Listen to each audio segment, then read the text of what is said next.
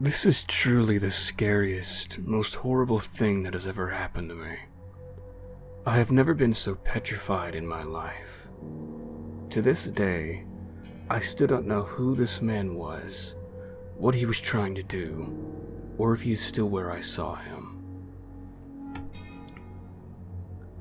I'm sorry for how long this geographical description is.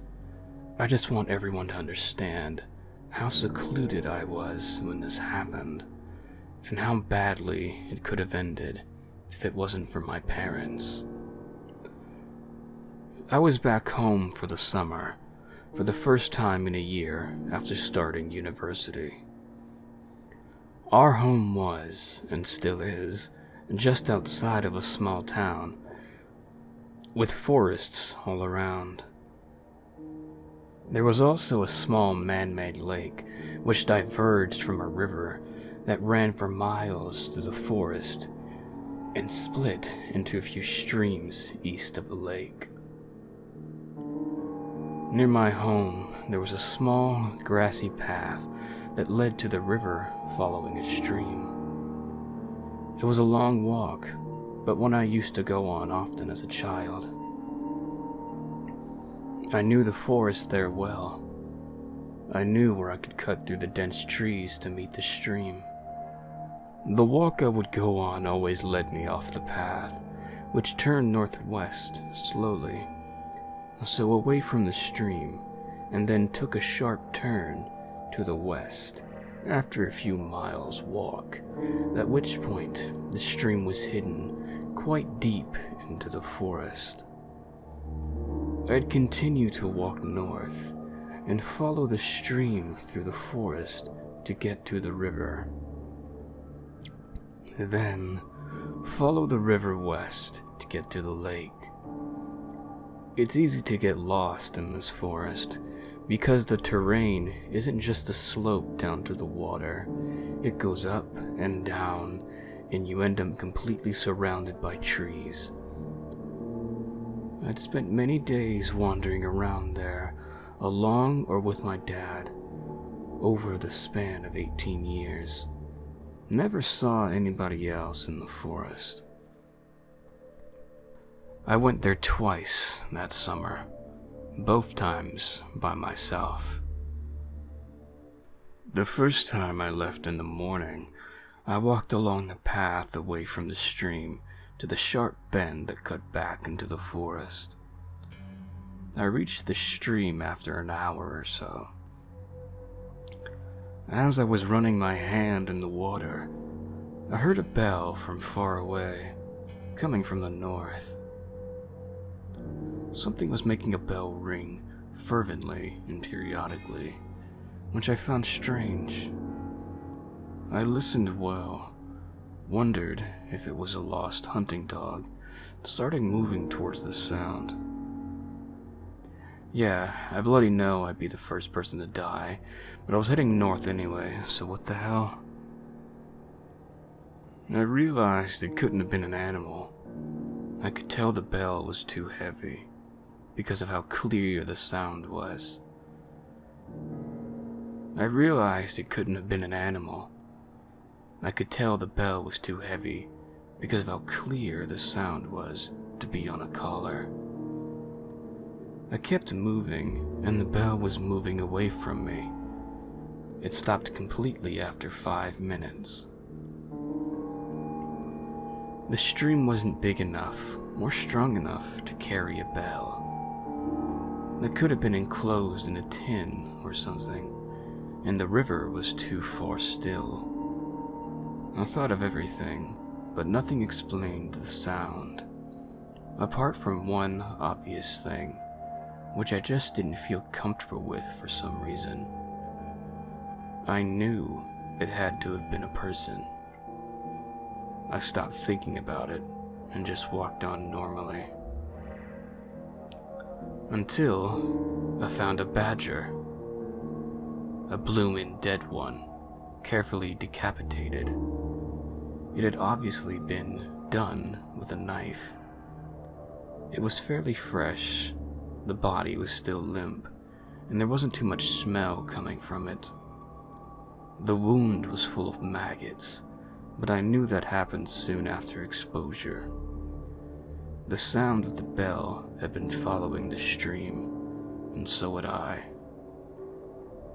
So, the badger was put there, maybe killed there, at least decapitated, while I was walking that way.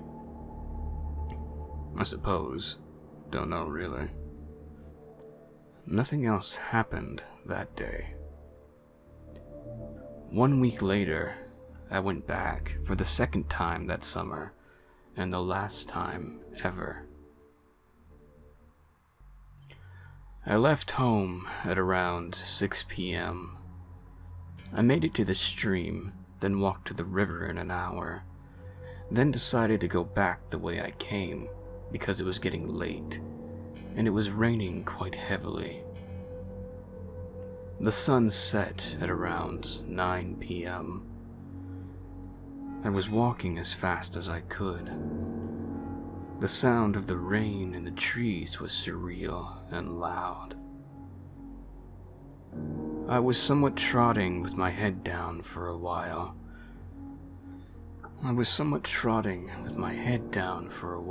Through the clearest and most open part of the forest, when I bumped into something heavy.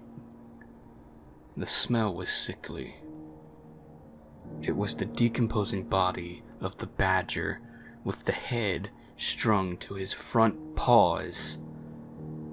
That area looked a bit like a ham because of the way it was tied, just swinging from a tree like an almost literal load of bollocks. It was this putrid bag of stench, wet and dripping green liquid. I started gagging. I had some sort of mucus, textured fluid in my hair. It was repulsive. At first, I just stared at it, slightly gobsmacked. Then I started fidgeting violently because I felt like I was drenched in its juices. It was soaked from the rain. My senses became confused. It felt like a bucket of ice-cold water had been thrown over me. When I realized that I walked the same way to get to the river, so someone had strung up the body up after I'd passed it on the way there. Someone knew I'd see it. So, was someone watching me and running around the forest? Were these faint sounds of branches breaking around me not animals? I looked around before starting to jog as fast as I could. I was half running, half walking away from the stream, back towards the path for a while, when I heard the bell again. I proceeded to call my dad while I was running. I told him to meet me on the path, where it sharply turns west. It was the closest part of the path to me, to go as fast as he could, and that someone was in the forest. I can't explain the feeling I had. It was just like I shit out my intestines in my stomach. I literally felt the hair on my neck raise, despite being soaked. It was dark. I jogged as fast as I could. I was panicked, because the path was still a bit far away, just too far to feel safe. It was still raining. Every single sound was muffled. I felt like everything was further away than ever before. The bell went on for far longer than the last time, on and off. I felt like it was surrounding me at one point. The fear combined with my compromised hearing and the fact I couldn't flip and breathe properly was making me slightly lose my sense of direction. I was automatically heading southwest, but I wasn't really sure what the hell I was even doing. I was breathing like a goddamn horse, coughing my lungs up, kind of crying out loud, like a toddler does, tripping over leaves and twigs like an idiot. I stayed on the phone with my mom, who was on her way with my father. I kept hearing sounds, but I wasn't sure what they were. My mom was screaming on the phone at the same time that they were on the path, that I needed to run, that my dad had gotten out and was heading east from the path bend. I was terrified, so I went in survival mode. I was doing the half running, half speed walking thing again because I was out of breath. Then, I heard branches break. Clear footsteps for the first time from down in the forest. And the bell ringing louder. I didn't want to, but I looked over my shoulder. That's when I saw what was in the forest with me. A tall figure creeping in my direction at the very end of the clearing, ringing this bell slowly in front of his stomach. I could tell he was staring straight at me. I don't know if I had a hidden secret sprinting ability or instinctual adrenaline-induced superhuman powers, but when I tell you I ran for my life, I fucking didn't look back once. I screamed as much as I could. I lied. I'm on the phone with the police. They were on the path. Dad, I can see you. I'm here. I wanted to yell, Dad, please, where are you? But I kept that to myself. I felt like something awful was going to happen. I felt like the man was right behind me. I kept telling myself not to look. I was gasping and wheezing and crying so hard and screaming for my father. I felt shivers on my neck and then switched off. I just ran. And I even dropped my bag and only realized I didn't have it anymore when I was in the car. I felt like my phone was my only way home. Things no longer felt real. It was like my legs were moving by themselves. I didn't know if the man was still following me. I could only hear my heart beating in my ears and the bell. That goddamned bell. I finally heard my dad shout my name, and I knew he was coming my way, and that he could see me because of the way his voice sounded. I pretty much lunged myself at him when we got to each other. My dad heard the bell too. My mom could hear it on the phone. She was waiting with the car, ready to leave fast. We went directly to the police station, and I got medical attention soon after. My dad burst into tears in the car, said he could hear the bell, and thought he wouldn't be able to see me again.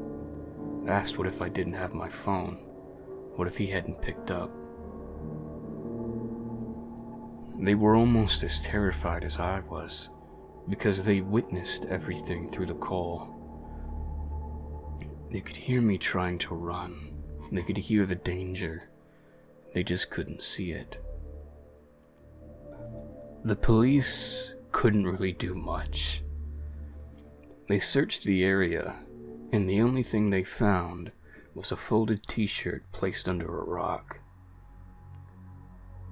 I didn't really question that at the time, and my bag was not recovered.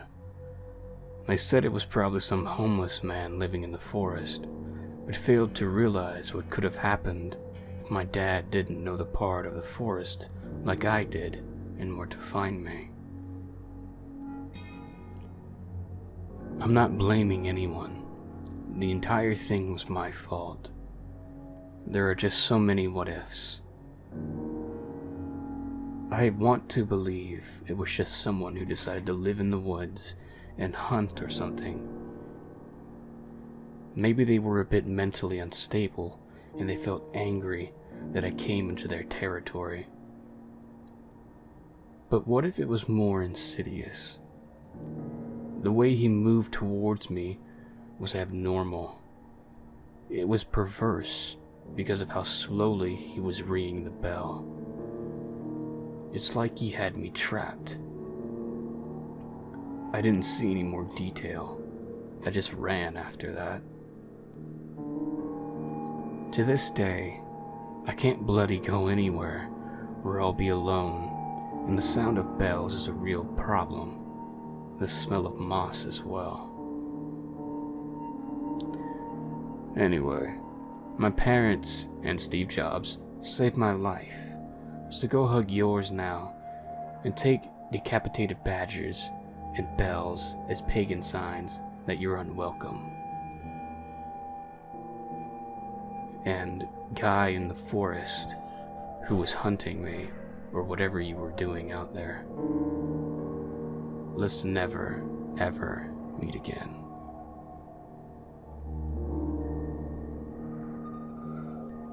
Thank you all for listening to my telling of this tale. Please, if you would be so kind, leave me a like and share this video. And if you have not already, subscribe so as to listen to me more.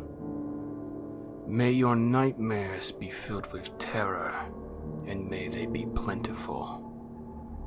Till next time, farewell.